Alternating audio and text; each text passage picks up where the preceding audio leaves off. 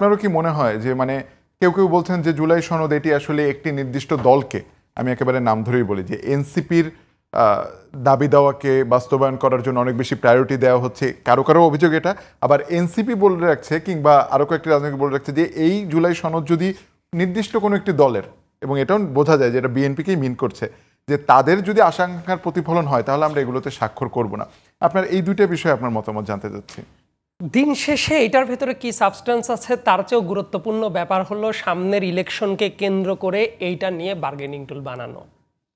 এবং আমরা ডানে বামে অনেক কথা বলতে পারতাম, আমি একদম স্ট্রেট ফরওয়ার্ড একটা লাইনেই এটার জবাবটা দিয়ে দিলাম। দেখবেন এইটাকে কেন্দ্র করে মূলত জুলাই সনদকে নিয়ে যেটা দেখা যাচ্ছে, প্রত্যেকেরই ভীষণ আছে এইটা নিয়ে ইলেকশনকে কেন্দ্র করে রেখে ওই অনুপাতে কমেন্ট করা, যাতে ইলেকশনের জন্য যে লেভারেজটা পাওয়ার সম্ভব বা দরকার তাদের নিজ নিজ স্বার্থে, সেটার কথাটা তারা যাতে বলতে পারে এবং ওই বলার অপশনটাকে তারা সিলেক্ট করবে। এই জুলাই সনদ এটা ইদার পছন্দ হয়েছে, অর হয় নাই, অর একটা দল পছন্দ করছে আর একটা দল পছন্দ করছে না। প্রত্যেকটা দলের দৃষ্টিভঙ্গি থেকে যদি দেখেন কিছু কিছু জায়গায় আপত্তি তোলার অবশ্যই জায়গা আছে। আমি যখন পড়েছি বিভিন্ন অ্যাঙ্গেল থেকে পড়ার চেষ্টা করেছি। লাইক প্রথমবার আমি যখন পড়েছি আমার কাছে মনে হয়েছে এটা সরকারের অ্যাঙ্গেলটা কি। আরেকবার যখন পড়েছি এনসিপির ওরা যারা যারা কথা বলে ওই কথার সাথে মিলিয়ে পড়ার চেষ্টা করেছি। বিএনপি যা যা কথা বলে, জামাত যা যা কথা বলে, পরবর্তী সময়গুলোতে তাদের ওই স্টেটমেন্ট, তাদের ওই স্ট্যান্ড এবং ওইটার সাথে মিলিয়ে জুলাই সনদটাকে দেখার চেষ্টা করেছি। আমার কাছে কেন যেন মনে হয় যে ড্রাফটটা করা হয়েছে, ড্রাফটটা তো পাবলিক করা হয়েছে, এইটা নিয়ে যদি আপনি বাংলাদেশের চোখ দিয়ে দেখেন প্রত্যেকেরই কিছু না কিছু অবজারভেশন থাকাটা উচিত। আমার কাছে কেন যেন মনে হচ্ছে এই জায়গায় কিছু কিছু অবজারভেশন থাকবে প্রত্যেকটা দলেরই, হয়তো বিএনপির থাকবে, এনসিপির থাকবে, জামাতের থাকবে, XYZ অনেক দলেরই থাকতে পারে। আবার সব কিছু শুধুমাত্র এই তিনটা দলকেই প্রাধান্য দিয়ে করতে হবে আমি কিন্তু এটাও মনে করি না। কিন্তু প্রত্যেকটা সভা, সেমিনার, বিভিন্ন জায়গায় রাষ্ট্রীয়ভাবে দেখবেন যখনই আলোচনাটা করা হচ্ছে এই তিনটা দলকেই প্রায়োরিটি দিয়ে একটা জায়গায় বসানো হচ্ছে। অন্যান্য দল কোথায়? বাংলাদেশে নিবন্ধিত দল সংখ্যা কত? প্রায় 50টার মতো। সেই জায়গায় যখন আপনি এই তিনজনকে নিয়েই সব কাজটা করছেন, তার ভিতরে একটা কিন্তু এখন পর্যন্ত নিবন্ধিত না।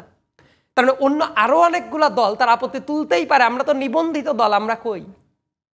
তার মানে আমাদের এই যে প্ল্যান দেখেন, শুধু তিনটা অ্যাঙ্গেল ধরছি আমরা, অ্যাঙ্গেল কিন্তু আরো অনেকগুলা দাঁড়াইতে পারে। সেই ক্ষেত্রে আমি যেটা শঙ্কিত সেটা হলো গভর্নমেন্টের যে টাইম ফ্রেমটা, যে এই জুলাই শেষ হওয়ার ভেতরে ঘোষণা দিব অথবা 36শে জুলাই, মানে যেটাকে আমরা বলছি 5 আগস্ট, তার ভেতরে কোনো ঘোষণা দিব অমুক তমুক, এইটা খুবই দুরূহ একটা ব্যাপার হয়ে যেতে পারে। সেক্ষেত্রে যে প্রথমেই বলছে অনেক আগে থেকেই যেটা করা সম্ভব ছিল, কেন না কেন যেন রশি টানাটানি করতে করতে হয়তোবা যেটা হওয়ার কথা ছিল তার চেয়েও বড় একটা ব্যাকগ্রাউন্ড নিয়ে কাজ করার চেষ্টা করা হয়েছে, আলটিমেটলি অনেক কিছুই হয়নি। সো আমার কাছে যেটা মনে হয় রাজনৈতিক দলগুলো এখন এটা নিয়ে বসার পরে তাদের অবশ্যই পয়েন্টগুলো থাকবে এবং এটা তো স্বাভাবিক একটা ব্যাপার, ঠিক না? এনসিপির কোনো পয়েন্ট থাকবে না, বিএনপির কোনো পয়েন্ট থাকবে না, জামাতের কোনো পয়েন্ট থাকবে না, নাগরিক ঐক্যের কোনো পয়েন্ট থাকবে না, হয়তো বা আন্দালিব রহমান পার্থের দলের কোনো পয়েন্ট থাকবে না, ববি হাজ্জাজের দলের কোনো পয়েন্ট থাকবে না, কিংবা চরমোনাইদের যে অংশটা আছে তাদের কোনো পয়েন্ট থাকবে না, আমরা তো এটা বলতে পারি না। সো সরকারের জায়গা থেকে ড্রাফটটা দেওয়া হয়েছে, তবে আমার কাছে ব্যক্তিগতভাবে মনে হয় বেশ কিছু জায়গায় কিছু কিছু ব্যাপার আরো ক্লিয়ার করার দরকার আছে। আবার কিছু জায়গায় আমার কাছে মনে হয়েছে একটা সনদের মতো জায়গায় অযথা লম্বা করার জন্যই কিছু কিছু কথা লেখা হয়েছে। কেন আমি এই কথাটা বললাম? দেখেন, আমাদের জাতিগতভাবেই বাংলাদেশের কনস্টিটিউশনের দিকেও যদি তাকাই, একটা টেন্ডেন্সি আছে কোনো কিছু যত ডিটেইলে করা যায়, মনে করা হয় যে যত ডিটেইলে লেখা হবে তত আমরা সভ্য জাতি হয়ে যাচ্ছে। বাংলাদেশের কনস্টিটিউশন যেটা ছিল, as a student of law, আমার কাছে মনে হয় যেহেতু আমার অনেকগুলো দেশের সংবিধান আমার নিজের পড়তে হয়েছে কোর্স হিসেবে, আমার কাছে মনে হয়েছে অনেক বড়, কিন্তু এর থেকে আমরা জাতিগতভাবে অনেক সভ্য হয়ে গিয়েছিলাম। ভারতের সংবিধান পৃথিবীর ভেতরে সবচেয়ে বড় সংবিধান, কিন্তু পৃথিবীর যত অপকর্ম হয় দেখবেন ভারতের অনেক জায়গায় হয়, ওই সবচেয়ে বড় সংবিধান দিয়ে ওরা অনেক বেশি সভ্য হইতে পারে নাই। হয় পৃথিবীর অনেক দেশ আছে অনেক ছোট্ট ছোট্ট সংবিধান, যা জিস্টটা আছে, জিস্টটা তারা ধারণ করে তারা কিন্তু অনেক ভালো একটা রাষ্ট্র ব্যবস্থা নির্মাণ করতে পেরেছে। তো এই জুলাই সনদের যে ব্যাপারটা, পরবর্তী প্রোক্লেমেশনও যদি আসে, আমার কাছে কি মনে হয় এইগুলো অনেক বেশি তেনা না পেঁচিয়ে আমরা যদি একদম ফিক্সড কয়েকটা পয়েন্টে একমত থাকি। দেখেন, একটা দেশ অনেক কিছু ঝামেলা হইতে পারে, সামনে আমরা বলছি না যে দেশ খুব ভালো হয়ে যায়, একটা সনদ হবে, একটা প্রোক্লেমেশন হইলেই দেশ খুব ভালো হয়ে যাবে, এটা কেউ বলতে পারে? দেশে অনেক সংকট থাকবে, দেশে হয়তো বা দুর্নীতি থাকবে, হয়তো বা অনেক জায়গায় নানা ধরনের সংকট থাকবে। প্রতিনিয়ত আমাদের ফাইট করতে হবে একটা বেটার বাংলাদেশ পাওয়ার জন্য। কিন্তু ওই জায়গাতে একটা সনদটাকেই আমরা যদি মনে করি এই সনদটা আসলে দেশ জাহান্নাম থেকে জান্নাতুল ফেরদৌস হয়ে যাবে, একটা ভুল কথা। রাষ্ট্র কখনো লিফট দিয়ে চলে না, এটা একটা সিঁড়ির মাধ্যমে স্টেপ বাই স্টেপ আগাইতে হয়। সো ওই পয়েন্টটা যদি আমরা মাথায় রাখি তখন আমাদের কাছে মনে হইতে পারে খুবই বেসিক কিছু কথা থাকতে পারে যে কথায় যদি আমরা একমত হই, লেটস সে দেশে যদি 5 বছর পর পর free and fair and credible ইলেকশনটা হয় তাহলে অনেক সংকটের সমাধান হয়ে যায়। অনেক জায়গায় যদি প্রাতিষ্ঠানিক ডেমোক্রেসি যেটা সেটা যদি এস্টাবলিশড হয় দেখবেন যে দেশ অনেক ক্ষেত্রে ভালো হয়ে যাইতে পারে।